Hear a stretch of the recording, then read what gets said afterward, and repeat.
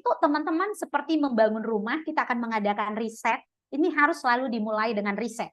Biar ada yang mau kita ciptakan, dan biar memang dia punya semesta gitu ya. Semesta berceritanya ada. Kemudian kita juga harus memberi struktur dengan memberi bentuk. Bentuknya seperti apa? Nanti kita belajar bahwa dalam menulis sebuah artikel harus ada awalnya gimana, nanti endingnya gimana. Kemudian ada teknik agar terlihat indah. Teknik-teknik ini teman-teman, setiap orang itu berbeda teknik berceritanya. Ini tergantung pada pengalaman membacanya bagaimana, pengalaman belajarnya bagaimana. Seperti itu ya.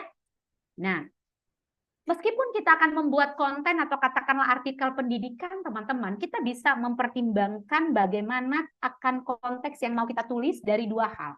Apakah kita melihat hal internalnya kita atau ke dalam diri kita, atau kita melihat eksternal gitu ya, apa yang ada di luar.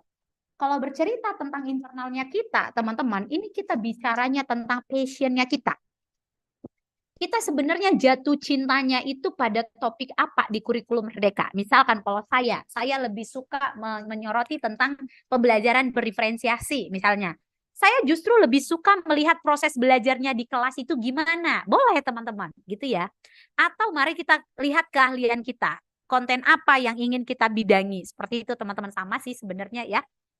Kemudian kalau kita lihat eksternalnya lebih kepada kebutuhan orang banyak atau followersnya kita. Kalau kita masih pemula, tentu kita nggak bicara tentang followers. Tapi kita bicara ini sebenarnya yang dicari banyak orang itu apa. Ketika kita bicara yang dicari banyak orang, maka kita bicara tentang SEO. Maka kita harus mengeker tulisan yang ramah SEO. Seperti itu ya. Kemudian adalah topik yang beda. Walaupun kita misalkan membahas kurikulum Merdeka, ada topik yang beda yang ingin kita sajikan.